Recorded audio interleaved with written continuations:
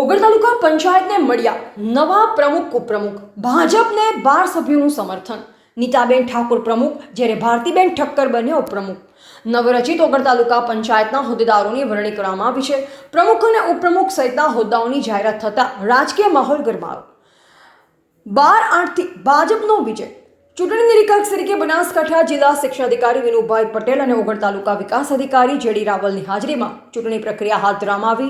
ભાજપ પ્રમુખના ઉમેદવારના સમર્થનમાં 12 સભ્યોએ હાથ ઊંચો કરી સમર્થન આપ્યું, જ્યારે કોંગ્રેસના ઉમેદવારને 8 સભ્યોનો ટેકો મળ્યો। નવા હોદ્દેદારો પ્રમુખ નીતાબેન દશરથજી ઠાકોર, ઉપપ્રમુખ ભારતીબેન નિરંજનભાઈ ઠક્કર, કારોબારી અધ્યક્ષ સિદ્ધરાજસિંહ પૃથ્વીરાજસિંહ વાઘેલા, દંડક રિંકુબેન પ્રકાશભાઈ જોશી, પક્ષના નેતા શૈલેષભાઈ હેગાભાઈ ભરવાડ ચૂંટાઈ આવતા ઓગળ તાલુકાની રચના બાદ પ્રથમ વખત તાલુકા પંચાયતના હોદ્દેદારોની નિમણૂક થતાં ભાજપના કાર્યકરોમાં ખુશીનો માહોલ જોવા મળ્યો। ડીસાના પૂર્વ ધારાસભ્ય ગોવાભાઈ દેસાઈ, થરા સ્ટેટ માજી રાજવી એવં પાલિકા પૂર્વ પ્રમુખ પૃથ્વીરાજસિંહ વાઘેલા, જિલ્લા પંચાયત પૂર્વ પ્રમુખ સુખદેવસિંહ સોઢા, જિલ્લા પંચાયત સદસ્ય તેજાભાઈ દેસાઈ, જીકેટીએસ જિલ્લા પ્રમુખ ડીડી ઝાલેરા, કાંકરેજ તાલુકા ભાજપ પ્રમુખ નટવર પટેલ, નચિકેતા સંસ્કાર ધામના બાબુભાઈ ચૌધરી, ડોક્ટર બાબુભાઈ સલીમગઢ, દશરથભાઈ ઠક્કર, હર્ષદભાઈ ઠક્કર, નચિકેતા સંસ્કાર ધામ સ્ટાફ સહિત જિલ્લા અને તાલુકાના સદસ્યો સહિત આગેવાનો અને શુભેચ્છકોએ નવા પ્રમુખ નીતાબેન ઠાકોર અને ઉપપ્રમુખ ભારતીબેન ઠક્કર સહિત તમામ હોદ્દેદારોને શુભેચ્છા પાઠવી। નવા હોદ્દેદારો ટૂંક સમયમાં ચાર્જ સંભાળી તાલુકાના વિકાસના કામોને વેગ આપશે તેવી લોકોમાં આશા છે। રિપોર્ટર અલ્પેશ ગોસ્વામી, ઓગળ સાથે નટવર કે પ્રજાપતિ, થરા। ઓગળ તાલુકા પંચાયત ભારતીય જનતા પાર્ટીની બની, જેમાં આજે પ્રમુખ તરીકેની ચૂંટણી પ્રક્રિયા હતી, જેમાં ભારતીય જનતા પાર્ટીએ કેરવાડા 2 નંબરના સીટના આપણા વિજેતા ઉમેદવાર નીતાબેનને ભારતીય જનતા પાર્ટીએ પ્રમુખ તરીકેનો મેન્ડેટ આપ્યો અને એમને પ્રમુખ તરીકે એમની વરણી થઈ છે। એ બદલ હું નીતાબેનને ખૂબ ખૂબ હાર્દિક શુભકામનાઓ પાઠવું છું।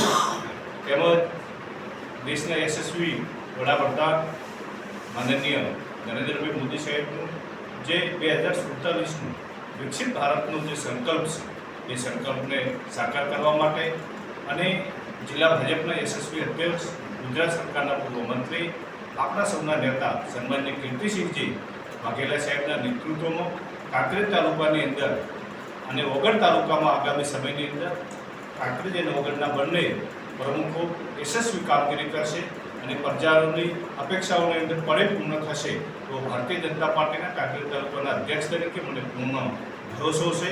પુનઃ બંને પ્રમુખશ્રીઓને હું હૃદયપૂર્વક ખૂબ ખૂબ હાર્દિક શુભકામનાઓ પાઠવું છું।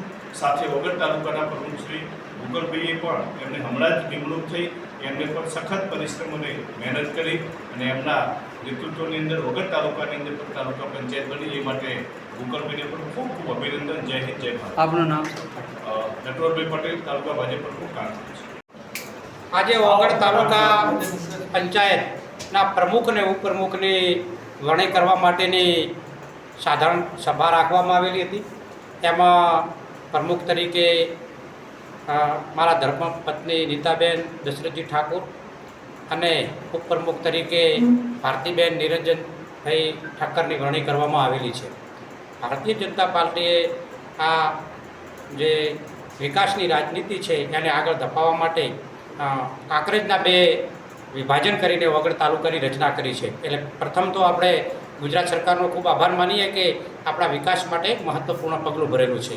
આવનારા સમયમાં ભારતીય જનતા પાર્ટી શાસિત આ ઓગળ તાલુકા પંચાયતના તમામ ચૂંટાયેલા સદસ્યો, અમારા માનનીય યશસ્વી પ્રમુખ જિલ્લા પ્રમુખ કીર્તિસિંહજી વાઘેલા, અમારા કાંકરેજના પ્રમુખ નટવરભાઈ પટેલ, ઓગળના પ્રમુખ ગોકળભાઈ દેસાઈ અને સમગ્ર તાલુકાના જે અગ્રણી આગેવાનો છે, જે ભારતીય જનતા પાર્ટી માટે કામ કરી રહ્યા છે, એવા તમામ આગેવાનો, કાર્યકરો અને સૌ સાથે મળી અને ઓગળ તાલુકાનો સારામાં સારો વિકાસ થાય, દરેક ગામ સુધી વિકાસ જાય એવા પ્રયત્નો સૌ સાથે મળીને કરશું એવી બધાને ખૂબ વિશ્વાસ આપવામાં આવે છે।